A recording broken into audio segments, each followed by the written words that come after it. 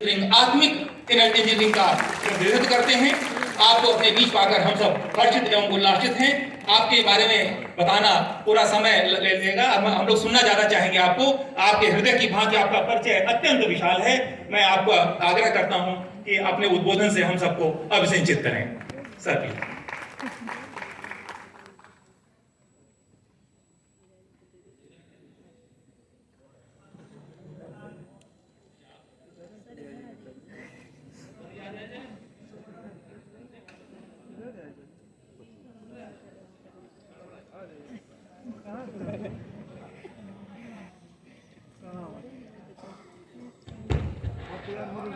अरे कोई बात नहीं, अब चलो अब आन हुआ होगा, चलिए कोई बात नहीं, बैठिए जैसे।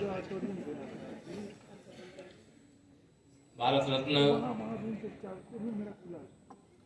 डॉक्टर भीमराव अंबेडकर विश्वविद्यालय परिसर में इससे पहले भी मुझे आने का मौका मिला था, लेकिन आज जब मैं आया हूँ इस समय यहाँ के वाइस चांसलर के रूप में आदरणीय प्रोफेसर संजय सिंह जी की एक दिन मेरी एयरपोर्ट पर बात हुई थी कि किसी दिन ऐसा कार्यक्रम बने कि विश्वविद्यालय परिसर में आना हो जाए, और ऐसा कार्यक्रम बना जिसके वजह से मुझे आने का मौका मिला। इसके लिए मैं आदरणीय प्रोफेसर संजय सिंह जी और पूरे विश्वविद्यालय परिवार का हृदय से धन्यवाद करता हूँ। हमारे छोटे भाई और प्रदेश सरकार के मंत्री के रूप में एक जुझारू नेता है, और जो छात्र राजनीति से निकल करके सरकार की जिम्मेदारियों तक पहुंचता है, तो वह अपनी जिम्मेदारियों को किस प्रकार से निभाने का काम करता है, उसका बहुत गागर में एक तरह से सागर को भरने का संक्षेप उद्बोधन के माध्यम से आप सबके सामने विषय को रखा है। हमारे बहुत ही तेज तर्रार मंत्री हैं हमारे प्रोफेसर नवीन कुमार अरोड़ा साहब। इस कार्यक्रम का जो संयोजन विश्वविद्यालय की ओर से देखने का काम कर रही हैं आदरणीय प्रोफेसर शिल्पी वर्मा जी, बहुत कुशल संचालन कर रहे आदरणीय डॉक्टर सुभाष मिश्रा जी, और चूँकि डॉक्टर भीमराव अंबेडकर विश्वविद्यालय और दिव्यांग जन कल्याण विकास विभाग के माध्यम से ज्वाइंट कार्यक्रम है, इसके जो निदेशक हैं डॉक्टर सत्य प्रकाश पटेल जी, वह भी यहाँ पर हैं। हमारे कई साथी गिरजा जी सहित कई लोग यहाँ पर उपस्थित हैं। सभी ऐसे साथियों,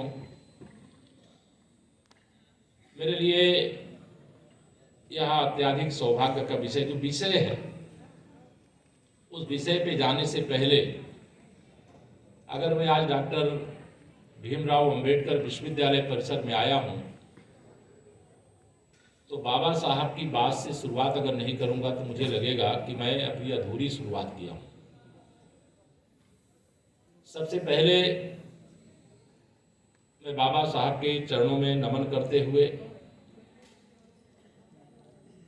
गर्वपूर्वक यह कह सकता हूं कि अगर आज उत्तर प्रदेश के उप मुख्यमंत्री के नाते मैं आपके बीच में आया हूं, तो बाबा साहब की अध्यक्षता में बनाए गए संविधान का ही परिणाम है कि मैं उप मुख्यमंत्री के नाते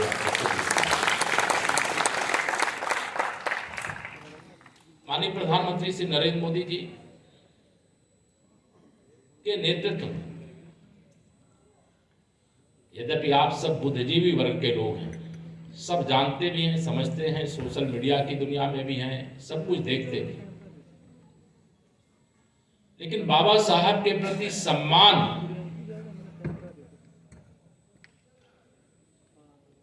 प्रदान करना या कोई बाबा साहब और उनके अनुयायियों के प्रति कोई या हम कृपा नहीं किए हैं, जो सम्मान उनको आजादी प्राप्त होने के तत्काल बाद मिलना चाहिए था, वह अधूरा था। उसे पूरा करने का काम बाबा साहब की जन्मस्थली से लेकर के निर्वाण स्थली तक को पंच तीर्थ के रूप में विकसित करके जो कार्य माननीय प्रधानमंत्री श्री नरेंद्र मोदी जी के नेतृत्व में हुआ है, मैंने मैं नहीं जानता आप में से उन पंच तीर्थों में से किसी एक भी स्थान पर आप सबका जाना हुआ है कि नहीं जाना हुआ है, लेकिन मैं सभी स्थानों पे नहीं गया हूँ, कुछ स्थानों पे गया हूँ और देख करके गौरव की अनुभूति करता हूँ कि बाबा साहब के प्रति जो सम्मान प्रकट करना चाहिए वो सम्मान प्रकट करने का काम माननीय प्रधानमंत्री श्री नरेंद्र मोदी जी की अगुवाई में किया गया। एक बात और मैं आपको कहूंगा, बाबा साहब के स्वप्न को साकार करने का काम, गरीबों की भलाई के लिए अगर कोई सरकार काम करे और उस सरकार के माध्यम से अगर 100 रुपया गरीब के लिए भेजा जाए और 85 रुपए उसमें बीच में से गायब कर दिया जाए और 15 रुपए ही गरीब तक पहुंचे, तो क्या कभी भी गरीब का भला हो सकता है क्या?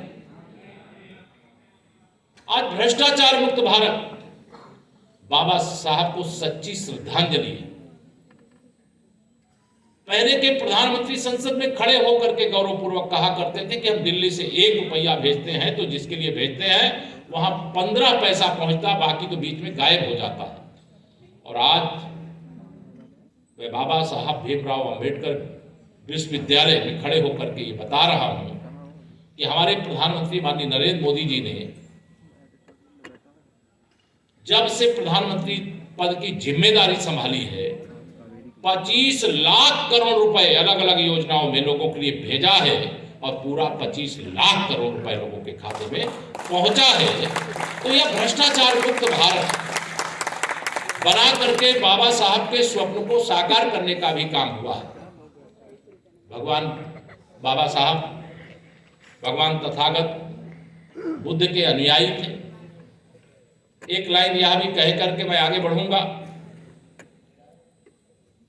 मुझे अत्यधिक गर्व होता है इस बात पे कि जब विश्व के सबसे बड़े मंच संयुक्त राष्ट्र संघ में खड़े होकर के हमारे देश के प्रधानमंत्री माननीय नरेंद्र मोदी जी ये कहें कि हमने संसार को बुद्ध दिया है, हमने संसार को युद्ध नहीं दिया है, तो यह कोई साधारण बात नहीं थी।